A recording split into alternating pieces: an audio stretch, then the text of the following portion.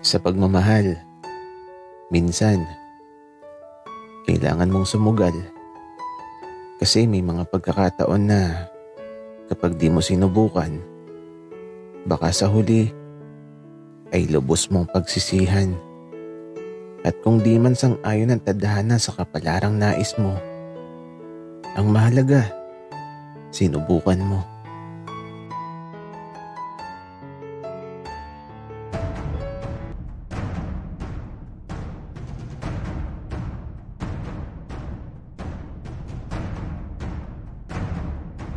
Kaibigan, huwag mong kalimutan mag-subscribe sa aming channel at huwag din kalimutan i-click ang notification bell at subscribe button. Subscribe na!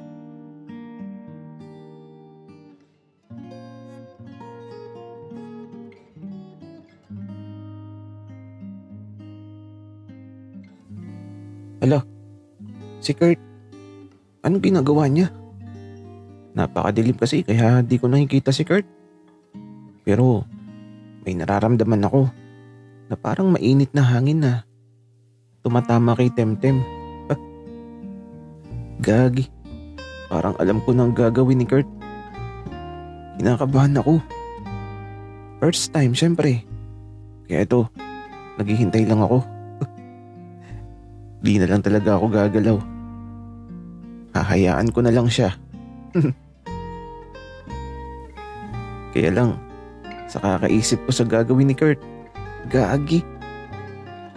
Pumutok bigla ang tubo. Tapos ito, binitiwan ni Kurt ang kinukumpon niyang tubo. At ilang saglit pa, may nagbukas ng pintuan. At nakarinig na ako ng lagaslas ng tubig. Grabe naman. Bakit di ko napigilan? Natapos tuloy ka agad. Kaya habang nasa labas ng silid si Kurt, nilinis ko na din ang sarili ko. Nagubad na ako ng damit tapos pinunasan ko yung mga kalat. Loko ton si Kurt Pero okay lang. May next time pa naman. Ipigilan ko na lang sa susunod ang pagputok ng tubo na kinukumpuni niya. Kaya eto, nagpumot na ako. Ang lamig kasi. Wala kasi akong suot na damit. At si Kurt, ayan, bumalik na at diretso na higa na sa kama. Pagkahiga niya, di na siya gumalaw. Mukhang tutulog na siya. Matutulog na nga din ako. Nanghina na kasi ako dahil sa nangyari.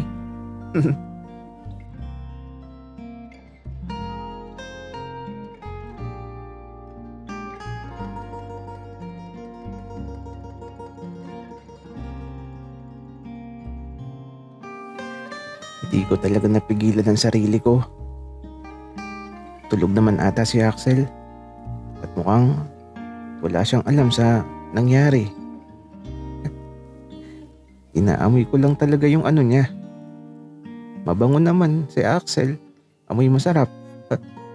Kaso nasabugan ako. Grabe. Bakit ganun si Axel? Kahit tulog, nagpapaputok. Nagmamadali tuloy ako sa paglabas. Tapos ito, nagtungo ako kaagad sa may lababo at naghilamos ako. Tinamaan na naman ako eh. Kaya ito, pagbalik ko sa kwarto, nahiga na ako ng maayos. Ayoko na. Kaya ito, diretso tulog. At sa paglipas ng buong magdamag, pagkagising ko, wala na si Axel sa tabi ko.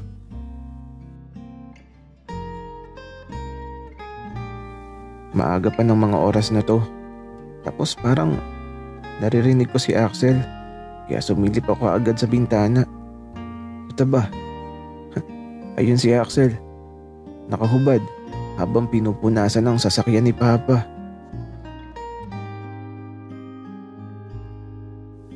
At si Papa naman, ayun, nagkakape habang kakwentuhan din si Axel. Grabe. Close na agad sila ni Papa. Kaya ito, Inayos ko na muna ang sarili ko at pinulot ko yung nakakalat na damit ni Axel. Pagpulot ka ng damit niya, bakit ganito? Dikit-dikit. Kaya lang natawa ako kasi naalala ko yung nangyari kagabi. Uulitin ko pa ba na amuyin yun? Nakaka-excite kasi. Siguro oo. Kaso nakakakaba. Gagi. Ano ba tong naiisip ko? Kaya ito, lumabas na ako sa kwarto ko. Diretso sa labas kung nasaan si Papa at si Axel.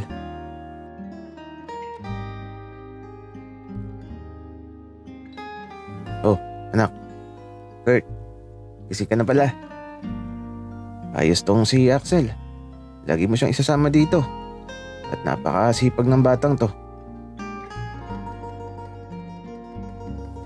Papa, bakit niyo naman pinapahirapan si Axel?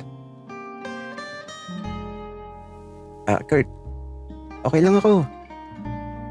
Huwag kang mag-alala, tsaka sabi ng papa mo. Lagi mo daw akong isasama kapag uuwi ka dito. Sige. Ang tanging naisagot ko. Halatang gustong gusto ni Papa si Axel. Kaya ito, iniwan ko na muna sila. Maaga pa kasi kaya andito pa sila Papa at si Mama at yung ate ko. At eto, nahiga muna ako sa mahabang upuan sa sala namin. Pinikit ko yung mga mata ko at di ko na namalayan na nakakatulog na pala ulit ako. Pagmulat ko ng mga mata ko, ala, nakatulog pala ako. Tapos ito, anong oras na ba? Magtatanghaling tapat na pala.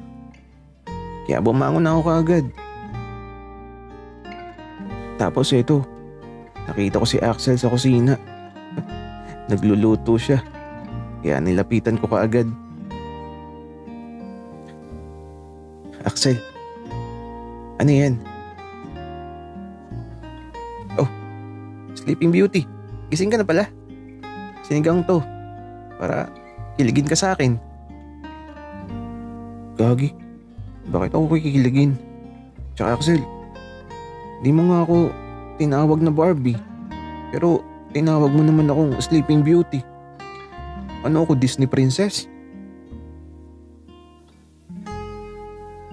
Sorry na, Kurt. Puro tulog ka kasi. Pero alam kong gutom ka na. Upo ka na dyan at luto na to. At kapag talaga natikman mo to, nakaw. Baka ulit-ulitin mo sa sarap.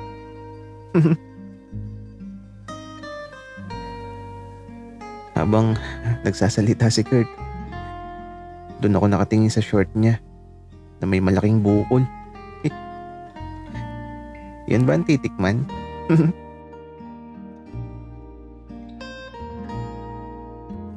Hoy, Kurt, saan ka nakatingin?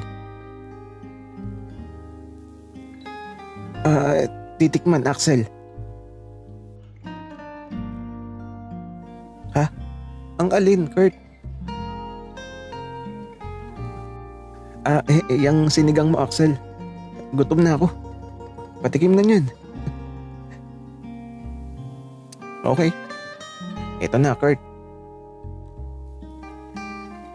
At ito na nga si Axel. Kumuha na siya ng niluto niya at ipinatong sa harapan ko. Tapos, tumayo siya sa may likuran ko. Naramdaman ko bigla yung malaking bukol. Ang tigas. At eto, binamasahe pa niya ang balikat ko. Kasabay ng pagkiskis sa likod ko nung ano niya. Di ko mabanggit. Alam niyo na yun. Kurt, tikman mo na yan. Oo, sige. Titikman ko na, Axel. Kaya naman, nung natikman ko na yung sabaw ng sinigang, grabe. Ang sarap. Lalo na kapag may kasabay na masahe. Ano? Masarap ba, Kurt? Axel, ang sarap. Sobrang sarap.